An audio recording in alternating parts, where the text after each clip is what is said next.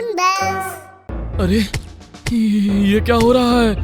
कहीं भूकंप तो नहीं आ गया? उसने घोंसले से निकलकर देखा।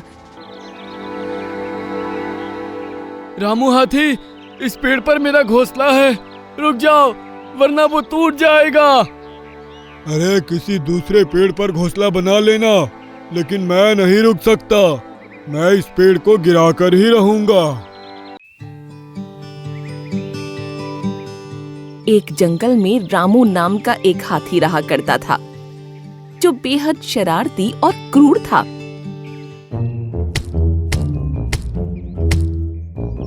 उसे पेड़ गिराने में बहुत मजा आता था, और खासकर वो पेड़ जिन पर पक्षियों के घोंसले हुआ करते थे।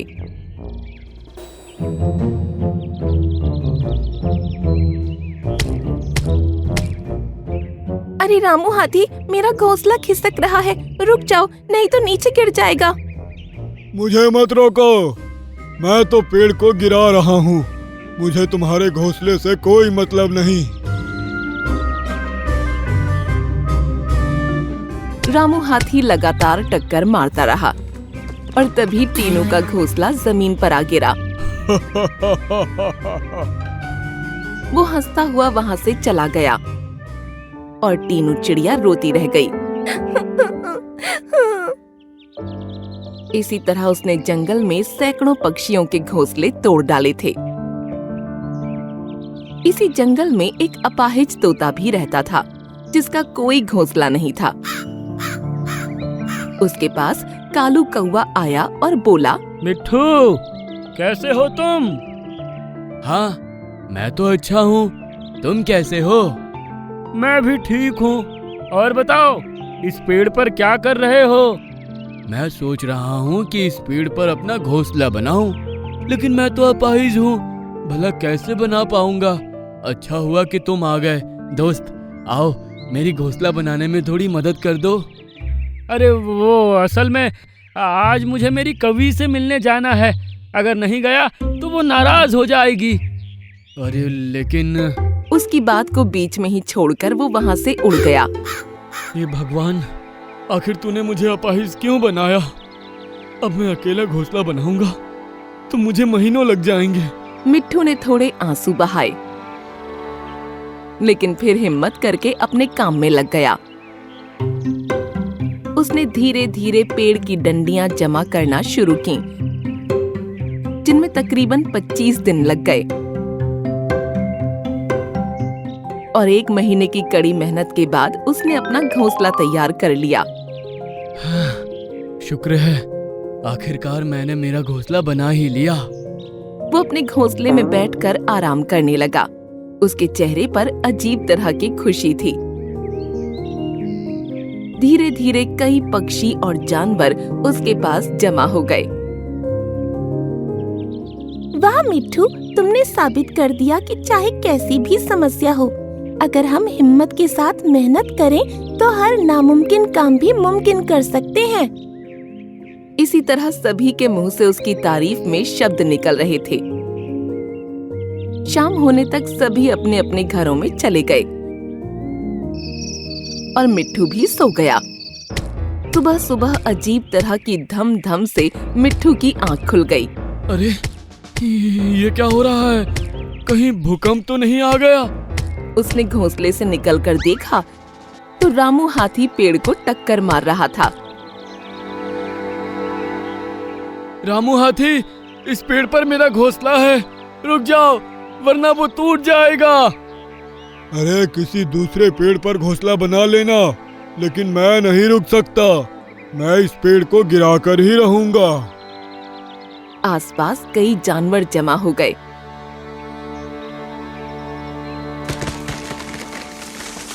और तभी पेड़ के साथ साथ मिट्ठू का घोंसला भी नीचे गिरकर टूट गया। ये देखकर मिट्ठू का दिल भर आया। दुष्ट रामू हाथी, मैं तो एक अपाहिज तोता हूँ। मैंने ये घोंसला 1 महीने दिन रात मेहनत करके बनाया था, लेकिन तूने मेरी एक नहीं सुनी और इसे तोड़ दिया। अरे अरे बस करो यार।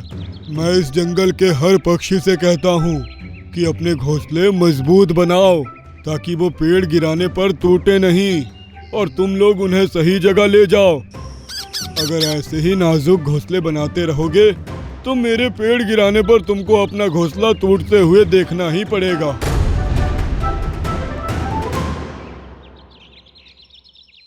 उस दिन के बाद से मिट्ठू किसी को नजर नहीं आया और एक दिन सोनू कबूतर ने जंगल में शोर मचा दिया। मिट्ठू भूत बन गया है, उसकी आत्मा भटक रही है, सभी जानवर संभल कर रहना।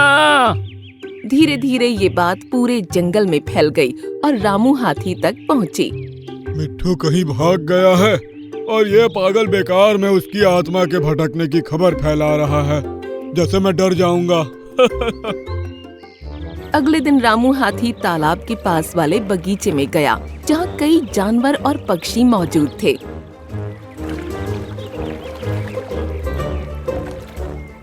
अरे यहाँ भी पतले पेड़ लगे हैं, इनको गिराने में मजा नहीं आएगा।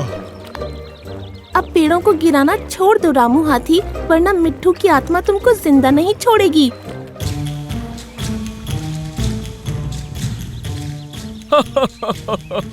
मिट्ठू की आत्मा, मिट्ठू की आत्मा। ये कहकर रामू हाथी उसी पेड़ को गिराने लगा जिस पर मैना का घोंसला था। टूट जा, टूट जा। अरे रामू हाथी, मेरे घोंसले वाला पेड़ ही क्यों तोड़ रहे हो? तुम्ही ने तो कहा है कि मिट्ठू की आत्मा आ जाएगी, बुला लो मिट्ठू की आत्मा को। ये कहते हुए वो लगातार टक्कर मारता रहा। रामू हाथी, रुक जाओ।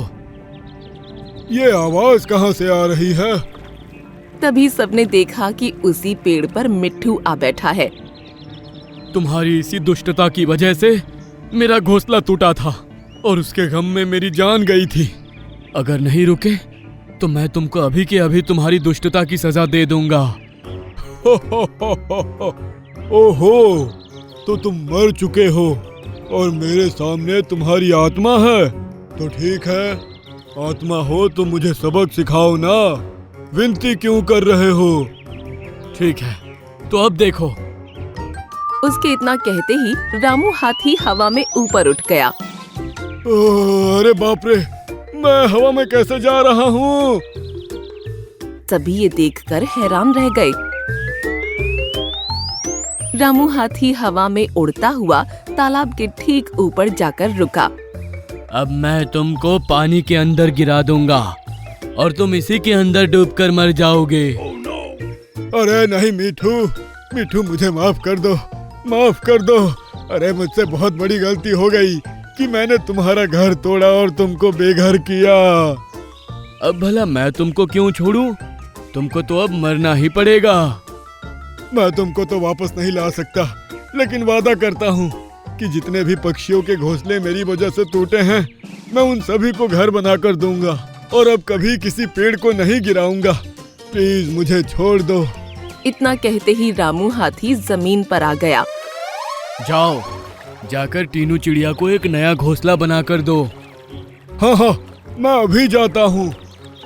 ये कहकर रामू हाथी वहाँ से भागकर चला गया।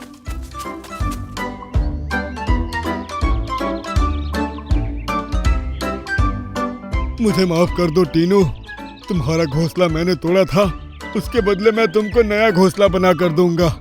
ये सुनकर टीनू खुश हो गई और हाथी डंडियां जमा करने निकल गया। अरे मिट्ठू, क्या तुम सच में मर चुके हो? अरे नहीं नहीं, मैं एकदम जिंदा हूँ। तो तुमने उस रामू हाथी को हवा में कैसे उठाया? वो काम मिट्ठू ने नहीं, मैंने किया था। नीली परी? जब घोंसला टूटने के बाद मिट्ठू रो रहा था तो उस समय मैं इसके पास पहुंची। तब इसने मुझे सब कुछ बताया। उसके बाद मैंने एक प्लान बनाया जिसके हिसाब से हमने मिलकर उस रामू हाथी को सबक सिखाया। तुमने बहुत अच्छा काम किया नीली परी। ये सुनकर नीली परी गायब हो गई और रामू हाथी वहाँ आ पहुँचा। मिट्ठू, मैंने टीनू का घोंसला बना दिया है, अब तुम्हारा घोंसला बनाने जा रहा हूँ और उसके बाद भी जब तक सभी पक्षियों के घोंसले नहीं बना देता तब तक चैन से नहीं बैठूंगा। ठीक है, जल्दी से जाओ वरना। नहीं नहीं, जा रहा हूँ। ये कहकर रामू हाथी वहाँ से भाग गया और सभी जानवर जोर जोर से हंसते हुए मिट्ठू की तारीफ करने लगे। रामू हाथी ने सभी पक्षियों को घोंसले बनाकर दिए और उसको कभी पता नहीं चला कि मिट्ठू असल में जिंदा है। अरे बाप रे, इसके नाम के हिसाब से इसका साइज कुछ ज्यादा बड़ा नहीं है दोस्तों। तू तो मुझे मारने आया है, रुक जा, अभी तुझे निवाला बनाता हूँ। मूर्ख गधा और चालाक ज़ेब्रा। एक सुबह सोनू कबूतर की आवाज सुनकर सभी जानवरों की आंख खुल गई। सभी जंगलवासी ध्यान से सुनो, जंगल की सरहद से होते हुए गोल्डी शेर का भाई पिद्दी शेर यहाँ आ रहा है, सभी उससे सावधान रहें। ये बात सुनकर डंकी गधे के कान खड़े हो गए। उसने सोचा, पिद्दी शेर, ये तो नाम से ही पता चल रहा है कि कोई छोटा शेर होगा। शेर खान जंगल में नहीं है। ऐसे में अगर मैं उसको मारकर जंगल को बचा लूं, तो मैं जंगल वासियों की नजर में हीरो बन जाऊंगा। ये सोचते हुए वो तेजी से जंगल की सरहद की तरफ भागा। अरे डंकी, तुम कहाँ जा रहे हो? पिद्दी शेर तुमको खत्म कर देगा। उसे रास्ते में कई जानवरों ने रोका, लेकिन उसने किसी की बात पर कोई ध्यान नहीं दिया और जंगल की सरहद पर जाकर चिल्लाया, अरे ओ पिद्दी शेर, कहाँ पर है तू? मेरे जंगल में घुसने की तेरी हिम्मत कैसे हुई? ये सुनकर एक विशाल शेर झाड़ियों से निकलकर सामने आया, जिसे देखकर उसकी टांगे कांपने लगीं। अरे बाप रे, इसके नाम के हिसाब से इसका साइज कुछ ज्यादा बड़ा नहीं है दोस्तों। तू तो मुझे मारने आया है, रुक जा, अभी तुझे निवाला बनाता हूँ। ऐसा कहते हुए वो डंकी की तरफ बढ़ ही रहा था, लेकिन तभी शेर खान वहाँ आ पहुँचा। मेरे जंगल के जानवरों को नुकसान पहुँचाएगा, मैं अभी तुझे मजा चखाता हूँ। ऐसा कहते हुए उसने झट से पिद्दी को झपट लिया और उसे बुरी तरह घायल कर दिया। शेर खान, मैं इस अपमान का बदला तुमसे जरूर लूंगा।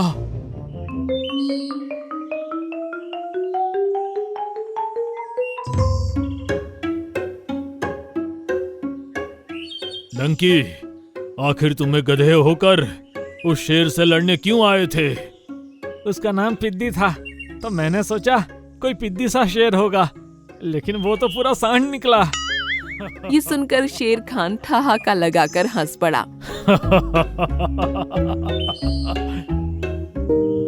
अगले दिन डंकी गधा काली पहाड़ी की तरफ जा रहा था। तभी उसे एक ज़ेब्रा नजर आया। आ जाओ मेरे प्यारे ग्राहकों, मेरे जादुई पत्तों का कमाल देखो। एक पत्ता खाते ही आप पूरे 10 मिनट के लिए गायब हो जाएंगे।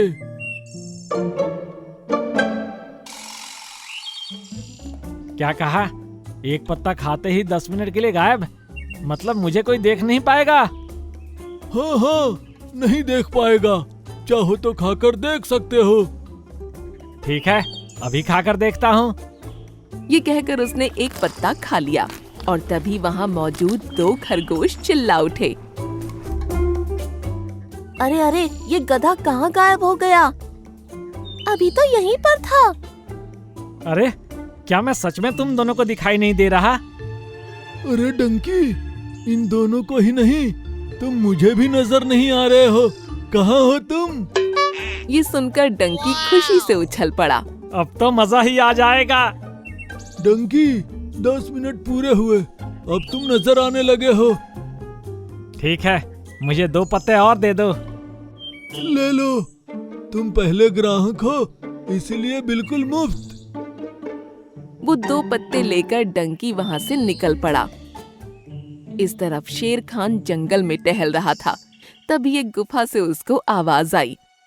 शेर खान, मुझे बचा लो, वरना ये भालू मुझे खा जाएगा। मैं आप ही के जंगल में रहने वाली एक बकरी हूँ। अरे, लगता है इस गुफा के अंदर एक बकरी फंसी हुई है। मुझे इसको बचाना होगा। ये कहकर शेर खान जैसे ही गुफा के अंदर पहुंचा तो उसने वहां गोल्डी शेर और पिद्दी शेर को पाया। तुम दोनों यहाँ? वो बकरी की आवाज मैंने ही निकाली थी शेर खान, तुमको अपने जाल में फंसाने के लिए।